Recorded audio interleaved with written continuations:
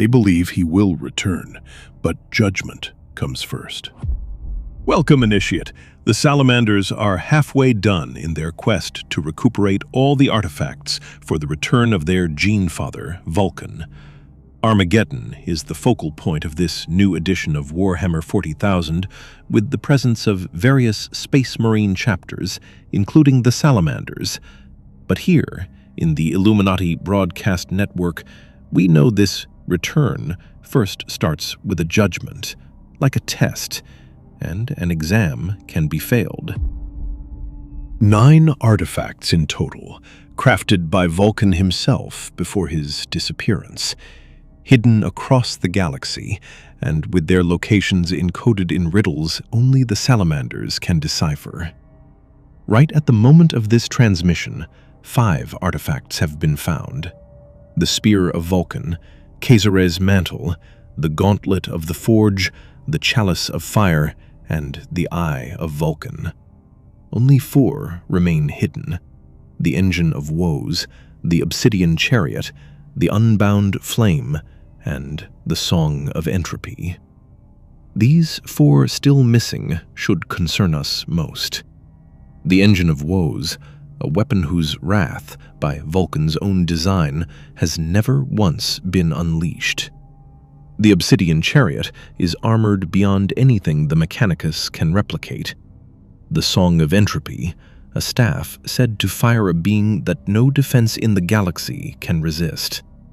And the Unbound Flame, the same 2 words inscribed on the casket where Vulkan himself once lay in stasis. The Salamanders don't know their size or what shape they have.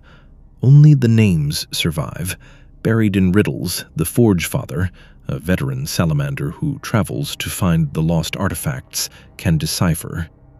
Vulkan himself, before the betrayal at Istvan, looked at these same devices and asked his own sons whether any legion should be trusted to wield them at all. Weapons built by a father who, in his final hours of peace, doubted whether his own children were ready for what he'd made. The Salamander's belief is simple. When they finish recovering all 9 artifacts, Vulkan will return to lead his sons to a final victory. And for 10,000 years, the Forge Father has dedicated his life to this single purpose.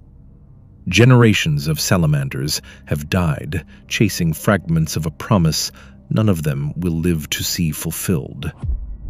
The hunt of the artifacts is the test that Vulkan needs to lead the Salamanders again. Right? I'm not so sure about it.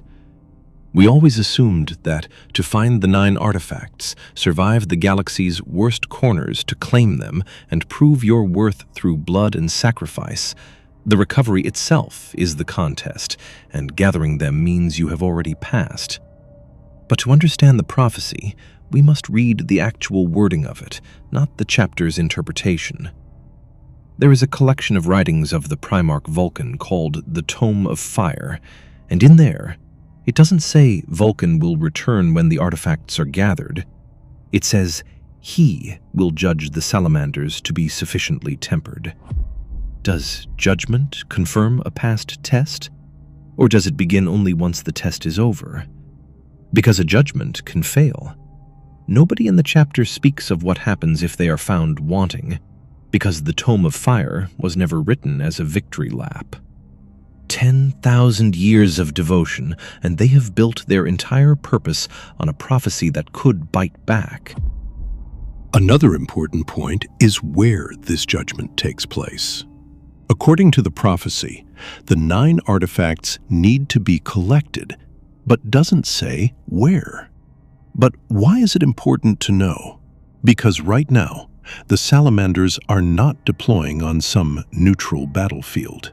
On this new edition, they are gathering in Armageddon. And we already know what Armageddon actually is. At one point, it was called Ulanor, before the Mechanicus buried the name. The same world where Vulkan walked into the beast's fortress and was never seen again. a world that may still be holding what is left of him. The Salamanders believe their Primarch waits somewhere out in the dark, watching, ready to return once the relics are collected by the actual Forge Father, Vulkan Hestan. Yes, every Forge Father takes the name of their Primarch with pride before setting out to search for his artifacts. And he continues the search for the 4 missing artifacts, a task with impossible math all its own. He carries 3 of the 5 recovered relics with him at all times, though only one he claims with his own hands, the Gauntlet of the Forge, torn from an Eldar Corsair Lord in single combat. Vulkan Hestan also speaks the tongue of the Dark Eldar fluently enough to unsettle a homunculus mid-interrogation. A detail that may be exaggerated, but a detail nonetheless. He has walked a crooked path for decades, decoding riddles written in his Primarch's own blood. What nobody has confirmed is where he is right now. The Salamanders are deployed on Armageddon in force. Whether their Forge Father walks among them on the one world that may still hold what's left of his father is something the official record simply does not say. But what if Vulkan never left? What if the final judgment was never going to happen on Nocturne at all? Because the place that will judge them is the same place that swallowed their father whole. There is a lot to take in, so let's put the pieces together, dear Initiate. The Salamanders believe they are gathering trophies, proof of worth and mettle, collected one by one across 10,000 years of sacrifice. But the prophecy written in the Tome of Fire never promised a homecoming, it promised a judgment. The real question is if this judgment comes before or after the recovering, because, as we all know, tests can fail. Now, for the first time in millennia, that judgment is converging on the one world where their father was last seen alive. Not their homeworld of Nocturne, or some sacred shrine built for the occasion. Oh no. Armageddon, a name the Mechanicus themselves manufactured to bury what this place actually was. Maybe this is a coincidence. Perhaps the galaxy is simply too small, too well-trodden for these things not to collide eventually. Or maybe Vulkan never needed 9 relics recovered to judge his sons at all. Maybe he has been watching the whole time, from wherever he actually is, waiting to see if they would even notice what they were standing on.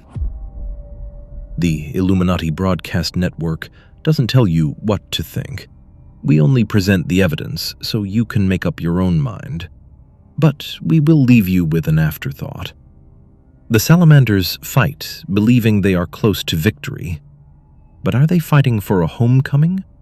Or walking straight into an exam they don't know they are taking? This transmission is closed, but the network doesn't stop broadcasting. The next report is already waiting, dear Initiate, and what it contains is something the Administratum has been trying to bury for 10,000 years.